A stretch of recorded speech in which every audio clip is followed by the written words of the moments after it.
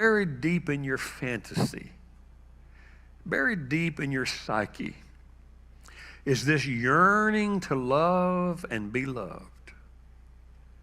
And it feeds that fantasy thought. The most primal need all of us have is the desire to love and be loved back.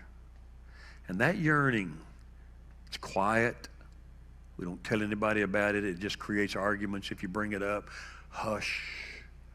It just lives here and here. But oh, to be loved by somebody. I bet if I'd married him, I bet if I'd married her, I bet if I'd have gone to that school and never met those people, I'd have found. And without me even embellishing more, you know what I'm talking. There's a yearning to be loved. You want to be loved. I have taught in seminars before that no one will ever be loved the way they believe they should or could have been loved. Almost every human will have some sense of unrequited love. I love, but it never quite comes back to me. Can you translate that human yearning, can you translate that into God for a moment? And think about this. 613 laws of Moses.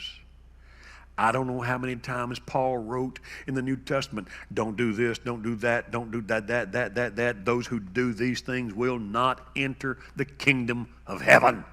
Don't do that. Rules, laws, regulation.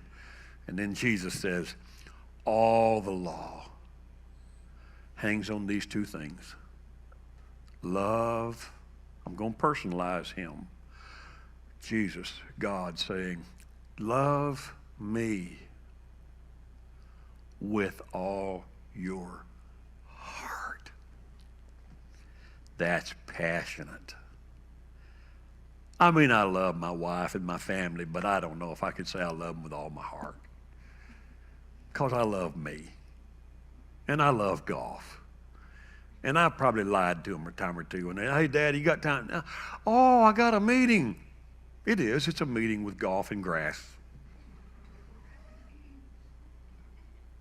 If I loved them with all my heart, there'd probably never be any reason not to go do whatever I need to do.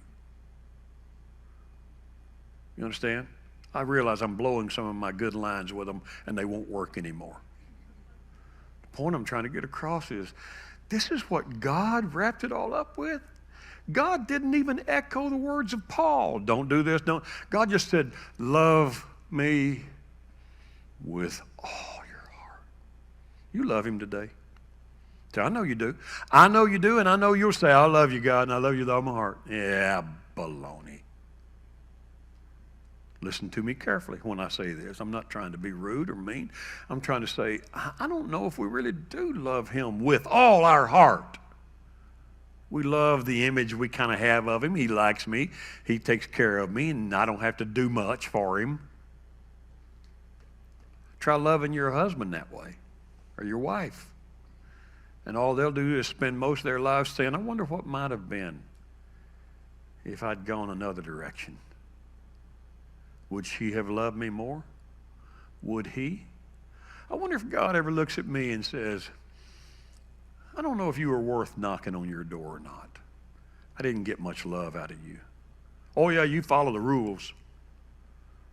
Yep, you follow the rules, you go to church and you do the right stuff. You love him? Do you make your decisions every day based on a love for him? It's not about church, you know. Calvary wasn't about setting up a new religion. It was about drawing all men to him. He said, if I be lifted up, and Jesus said, if I be lifted up, I will start a new church called the Christian Church. You know what he said. If I be lifted up, I will draw men to me.